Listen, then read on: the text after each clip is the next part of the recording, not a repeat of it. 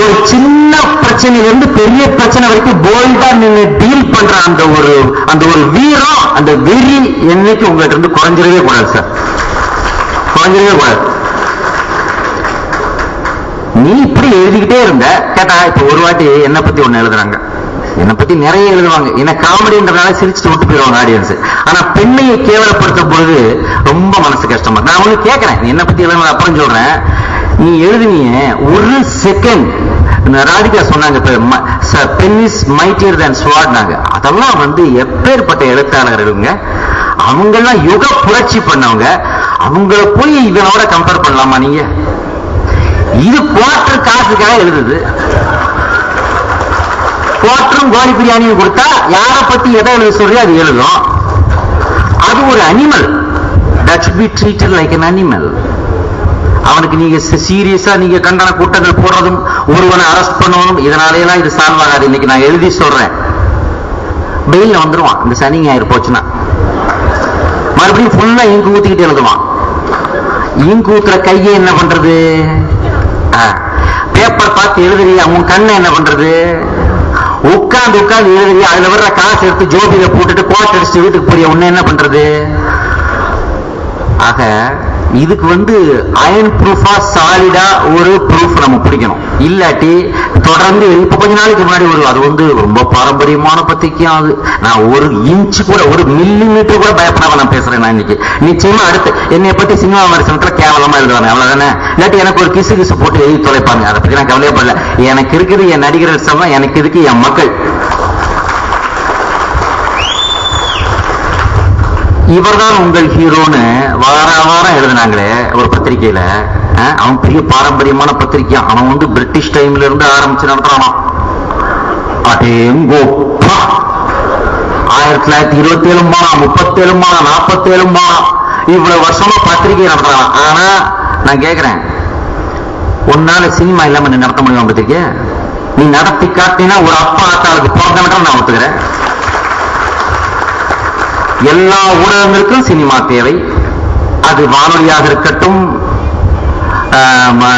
சின்னத்திரையாக இருக்கட்டும், அல்லது பத்திரிகையாக இருக்கட்டும். சினிமா இல்லாமல் நீ முழுக்க சினிமாவை தொடாமல் ஒரு ஊடகத்தை உன்னால் தொடர்ந்து வெற்றிகரமாக நடத்த முடிந்தால் உன் கால்களில் தென்னிந்திய நடிகர் சங்கமே விழ தயாராக இருக்கிறது. ஆனா உன்னால முடியாது. மக்கள் விரும்புகின்ற, மக்கள் பலகாலமாக வைத்து பூஜிக்கின்ற, நேசிக்கின்ற, தங்கள் குடும்பத்தில் உருவாக மதிக்கின்ற அத்தனை நடிகர்களையும் நடிகைகளையும் வச்சுதான் உன்னால் ஊடகத்தை நடத்த முடியும். இது உன் மனசாட்சிக்கு தெரியும். அது இவர்தான் உங்கள் ஹீரோன்னு வாரம் எழுதினாங்க. தூரணையான நடிகர் அப்படின்னு எழுதுனா விஷால்னு தெரியாதா? விரல் காட்டி நடிகர் என்ன சிம்புன்னு தெரியாதா? கடவுள் நடிகர்னு கேட்டா ஆரியான்னு தெரியாதா? ஒவ்வொரு நடிகனை கிழிச்சு இவர்தான் உங்கள் ஹீரோன்னு எழுதினானே. அப்ப என்ன நடவடிக்கை எடுக்க முடிஞ்சது?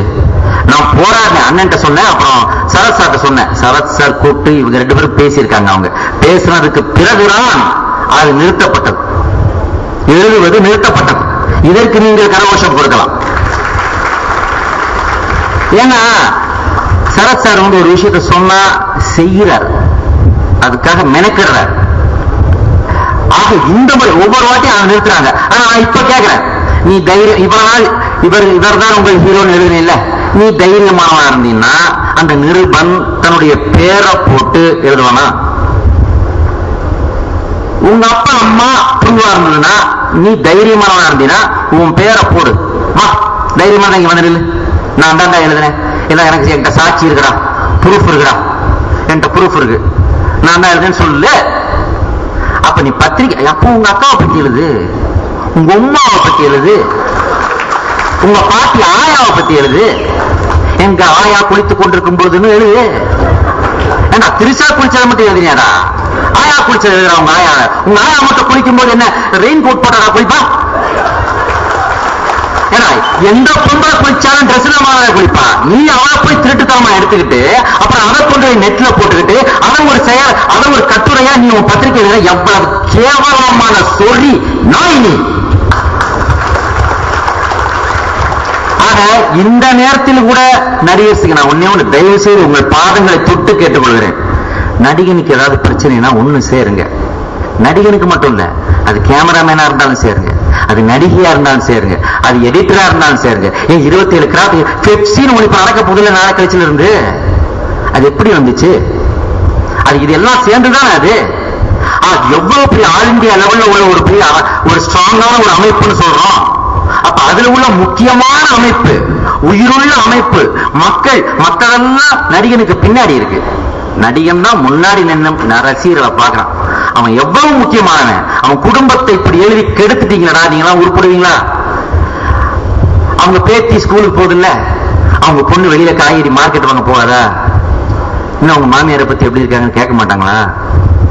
அந்த பொண்ணு ஸ்கூலுக்கு போகாதா? அந்த பையன் ஸ்கூலுக்கு போக மாட்டானா? இன்னும் உங்க அம்மாவை பத்தி எப்படி எழுதிருக்காங்கன்னு கேட்க மாட்டாங்களா? மனசாட்சின்றது 1% இல்லையாடா உனக்கு? 1%ல 1 மில்லிமீட்டர் இல்லையாடா உனக்கு? அப்ப நான் சொல்றத தயவு செய்து சரியாடா, நம்ம மட்டும் மீட் பண்ணுவோம்டா. நான் இப்ப எழுதுறவனுக்கு சொல்றேன், எவன் எழுதுனானோ அவன்கிட்ட கேட்கிறேன், நம்ம மட்டும் மீட் பண்ணுவோம்டா ஒரு நாள். ராதா ரவிரா வேணாண்டா, வேலைக்காக மாட்டாரா, அவரை விட்டு சரத் சாரை விட்டு நீ நாம மட்டும் மீட் பண்ணுவோம். நீ ஆம்பளையா இருந்தேன்னா வா, நம்ம ரெண்டும் உட்கார்ந்து பேசுவோம். எனக்கு உன்கிட்ட ஒரே ஒரு, உனக்கு என்ன வேணாலும் தரண்டா, ஆனா நான் கேட்கிற ஒன்னே ஒன்று மட்டும் நீ தாரா. உன் பொண்டாட்டி போட்டோ, உன் தங்கச்சி போட்டோ, உங்க ஆயா போட்டோ, மூணையும் கொடு. நான் கிராபிக்ஸ்ல அதுக்கு பிகினி ஜட்டி பிராலம் போட்டு மெட்ராஸ் ஓட்டா. அப்படி ஒட்டும் போது வயிறு எரியும் பத்தியா, அப்படி ஒட்டும் போது சொந்தக்காரங்க காரி மூஞ்சில துப்பாங்க பத்தியா, அது போதும்டா எனக்கு. நன்றி, வணக்கம்.